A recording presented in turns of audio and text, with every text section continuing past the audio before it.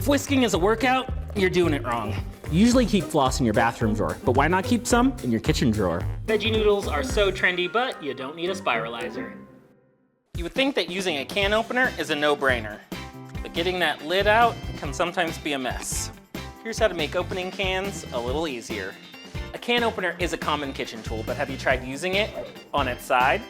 This would be the traditional way to open a can. But you can also place that blade on the side, just like that. And just crank away, like butter.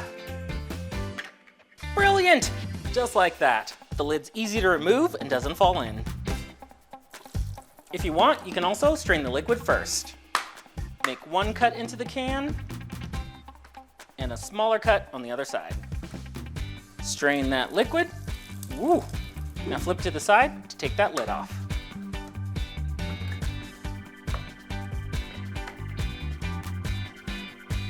Ta-da! Hey, secret's out. Guess I spilled the beans on that one. You may have seen a viral trend that makes straining easier, and nope, that's not it. It's as simple as just putting the strainer on top instead of pouring the pasta into the sink. Just like that. Foggy glasses. All the pasta water's gone and all you're left with is pasta and none in the sink. Just one little change to take all the strain out of making pasta. Cracking open a bottle of wine does not have to be rocket science. Here's the right way to open a bottle of wine. The first thing is we have to get through this foil seal. And here's a method I like that doesn't require a knife.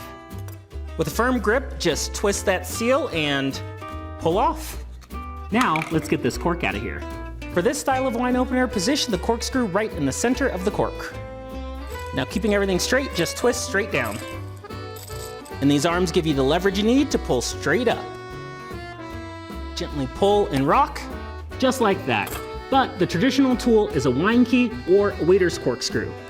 If you do need to cut that foil seal off, just be sure to do it below the top lip. This just ensures that the wine never touches the seal. Firmly grip the bottle and place that corkscrew in the center of the cork. Keeping it straight, just twist down. Stop just before the end of the corkscrew. Now tilt the wine key and position the opener. Now gently begin to lift that cork. Partially pull up the cork and reposition the wine key. Many wine keys have 2 stages of opening, so pull that cork up. Now to fully remove that cork, just gently rock and twist. Then you want to give the cork a sniff. If it smells like the wine, you're good to go. If it has an odor, you may want to open another bottle. Give a healthy pour there. Cheers!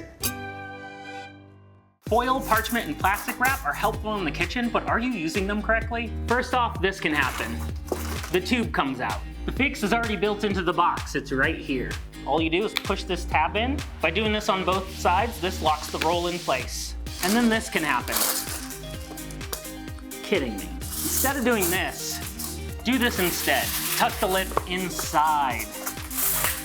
This will get you a cleaner cut every time. And if dealing with plastic wrap is a hassle, try this. Plastic wrap in the freezer is actually a little easier to handle. It's less sticky. Room temperature plastic wrap sticks to itself and is difficult to work with. Now I've really done it. The cold stuff, let me tell you, so much easier to handle. Just like that. To wrap things up, I would say these viral tricks actually work. Preparing food is faster and safer with proper technique. Here's the right way to use a knife.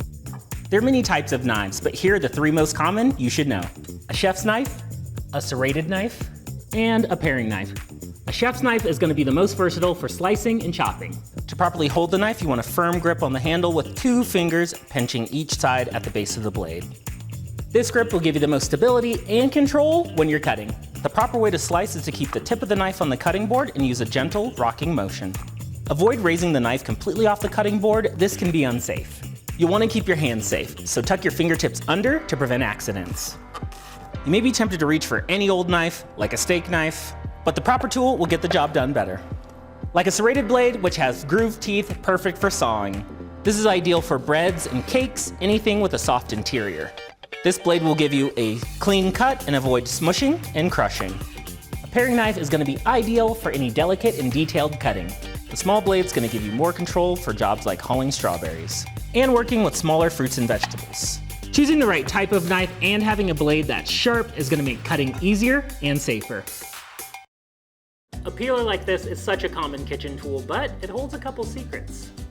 Here's some extra ways you can use a peeler. There's a blade on both sides, so speed up peeling and use a back and forth motion. Instead of one motion at a time, use a back and forth. Look at that, already done. Veggie noodles are so trendy, but you don't need a spiralizer. You can make vegetable ribbons just with your peeler. This is zoodles of fun and no special knife skills needed. Thin strips or wider ribbons. Or use this method for paper thin slices. It helps to give it a quarter turn every slice. Frankie says relax. Secrets of the peeler revealed. Now that's a double-edged sword. You usually keep floss in your bathroom drawer, but why not keep some in your kitchen drawer? Here's how to cut with floss. Cutting a cake with a knife and all that frosting gets really messy. And mini blades aren't long enough for one clean cut. So I'm gonna set that knife aside and floss it. And it's best to use unflavored. Start with a piece long enough to go across your cake.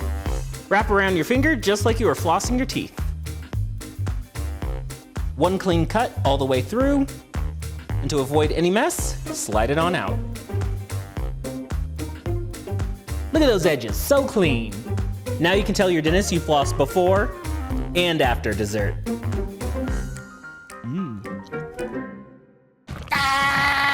If whisking is a workout, you're doing it wrong. Let's get down to some whiskey business.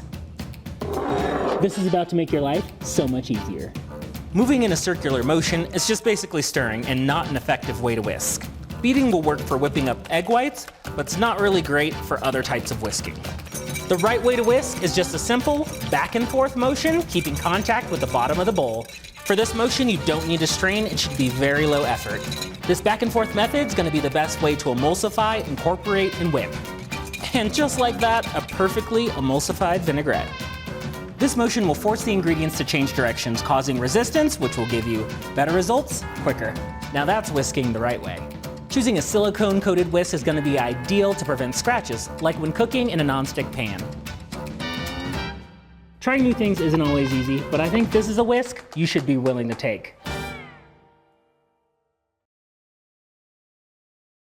Thanks for watching Problem Solve. If you enjoyed this video, go ahead and hit that subscribe button and check out some of our other videos like these two right here.